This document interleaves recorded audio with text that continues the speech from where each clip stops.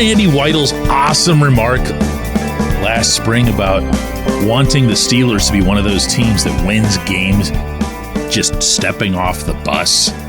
He was referring to big boys. He was referring to big intimidation, big presence, big knocking people on their big rear ends. Good morning to you. Good Thursday morning. I'm Dejan Kovacevic of DK Pittsburgh Sports, and this is Daily Shot of Steelers. It comes your way bright and early every weekday. If you're into hockey and or baseball, I also offer daily shots of Penguins and Pirates in the same place that you found this. A big part of the Arthur Smith big boy offense is the tight end position. It was in Atlanta, it was in Nashville before that, and it's going to be in Pittsburgh. And that is exciting. That is something certainly that this city can get behind conceptually. That doesn't mean that they want to necessarily see, 1.5 yards in a cloud of dust, Franco then Rocky, unless, of course, you have actual Franco and Rocky and you have that actual offensive line. But you don't. What you'd like to see is this team build up an identity that turns into a foundation, and a foundation that turns into maybe a little bit more than that identity. You'd like to see them having that serious push, but also having the capability to explode, to put together that splash, to get those chunk plays that Mike Tomlin will always insist are not just welcome, but needed for his offense. And to do that, Smith is going to need, if not necessarily someone of the pedigree of Kyle Pitts, his partner with the Falcons, Jonnu Smith, he's going to need performers at that position, arguably more than any other. And I guess there's a part of me that says, wow, that's just perfect, because you've got Pat Freiermuth, who not only is a guy with excellent, I believe, receiving skills, capabilities, but also had himself a monster finish. Not according to me, but according to Tomlin, according to his coaches, to this past season in the blocking area. Who knows what it was that picked him up, got him stoked, just coming back, being healthy or whatever, but he got the job done in a big way. So you'd like to say, if this isn't Pitts, and Pitts was a number 3 overall pick, so I'm trying to keep this in perspective. This is someone who has the potential to be a very, very good National Football League tight end, principally if he can stay on the field. He looks like he would fit very nicely. Great. Your second guy, obviously, from what we saw in his rookie season, is Darnell Washington. And Darnell went out and had himself a good rookie season, I think is the way to assess that most fairly. I saw him develop as a receiver more in practices than I did in games. And, if you think about it, 7 catches on 10 targets over the full season isn't really a great basis for analysis. But he can do it, and maybe just as important, I'm convinced that they want him to do it. The coaches, stopped throwing to him in practices and just said, whatever, let's just use him as a 6th offensive lineman. They didn't do that. They didn't do it in practices, and just via that one catch he seemed to get every game, they didn't do it when it counted either. And that's good, because there's no reason to strip a skill set away from him. He is a monster. I say this lovingly, by the way. Sometimes that word sounds really negative. He's just gargantuan, and he might have that impact on you visually in seeing him more than any other player on the roster. It's crazy how large this human is. But, and here it comes, there's a couple of issues there. One is that if you're going to be part of some big set that's out there more often than not, you're going to have to do more than 7 catches on 10 targets. You're going to have to become that. It can't just be a cherry on top. The second issue is one that I don't know that a lot of discussion's been had about this, but his blocking As enormous an obstacle as he is, just by existing on the field, it left a little bit to be desired over the final few weeks. I'm inclined to just cut him the standard rookie break that I've cut for, say, Keanu Benton, who faded near the end. These kids, and that's what they are, had never played this many games in a season, getting into 17 regular season games and a playoff game, coming from a college environment, where there's at least half the schedule are teams that you mop up on. That's not the National Football League. So I think it's almost reasonable to expect that someone like Darnell, who was getting used a lot from day one, is going to fade off a little bit, whereas a Joey Porter Jr., another rookie, had to wait to get onto the field. And same with Broderick Jones, had to wait to get onto the field. So they were still playing what it amounted to a, 12, 13 game season.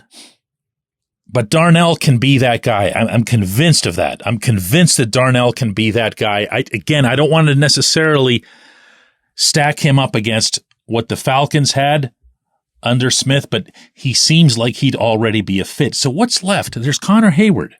He's really the wild card here, isn't he? Connor Hayward, who would be the guy sitting in the fullback room if the Steelers still had a fullback room and if he wouldn't be the only one in it. As it is, Hayward's been hanging with the tight ends. That's what he does. He considers himself to be a tight end. The Smith offense, famously, depends on a fullback. Now, will Smith value the versatility that he can get from Hayward? The unpredictability that he can get with Hayward, who could, I was going to say take a handoff. He only had one handoff the whole season. But who can get to the outside and make catches? He had 23 of those in 2023. Or will he say, you know what, I've just got to have a fullback from 1965. I've got to bring back Rosie Nix. I've got to have somebody who's a Dan Kreider or Tim Lester who just plows into people, who just gives himself up for it. I don't know that that's Hayward. 6'0", 233. I mean, that's kind of a fullback stature, but it's, it's not Daryl Moose Johnston in terms of impact. I don't think we've seen that from Hayward. Fun to think about, though, right? When we come back, J1Q. This segment of Daily Shot is brought to you by our good friends at Mike's Beer Bar. They're located on Federal Street, directly across from PNC Park. Mike has more than 500 beers on tap, including from more than 50 local breweries. Stop in and say hello. Tell Mike we sent you. Mike's Beer Bar. Exciting news from Live Casino Pittsburgh's Poker Room. Join them this month for the Westmoreland 300 Multi-Flight Poker Tournament, March 7th through the 10th, with a $25,000 guaranteed prize pool, plus accrue hours every day until March 23rd and come for an $8,000 cash drawing on March 24th, beginning at noon until 8 p.m. Also, during March, all 2-5 or higher Texas Hold'em players will receive a $40 food comp after playing for 1 hour. Any new players who mention DK Sports, that's us, at the poker podium upon your first visit to the poker room will receive a food comp after playing for 2 hours. More action, more winnings, only at Live Casino Pittsburgh's Poker Room. Follow Live Pittsburgh's Poker Room on X at Live Poker WML for promotion and tournament news.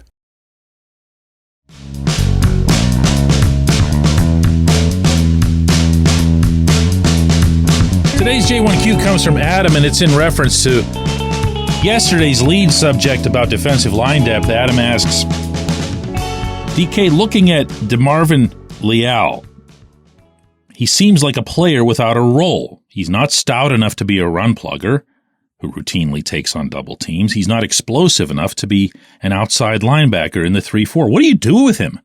It seems like he should be on a 4-3 unit. Adam, yes. I don't know what you do with him. I don't know why they took him.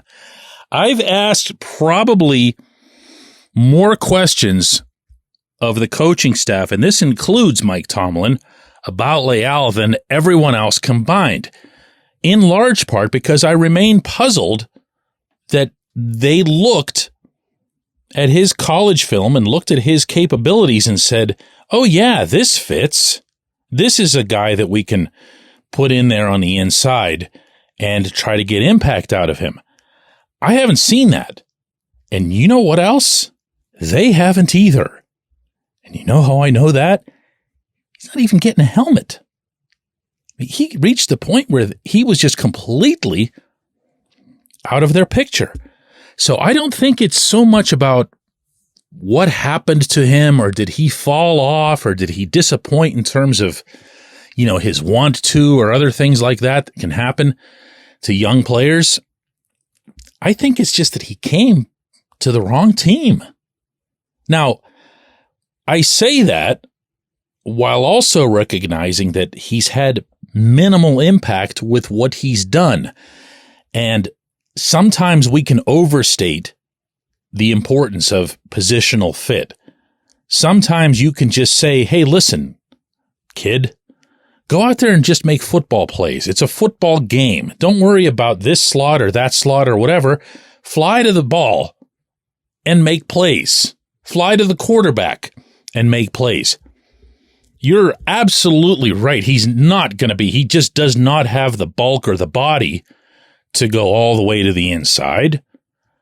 I don't look at him and see him as somebody who'd be bookending your nose tackle either, the way Cam Hayward and Larry Ogunjobi do. I don't see that.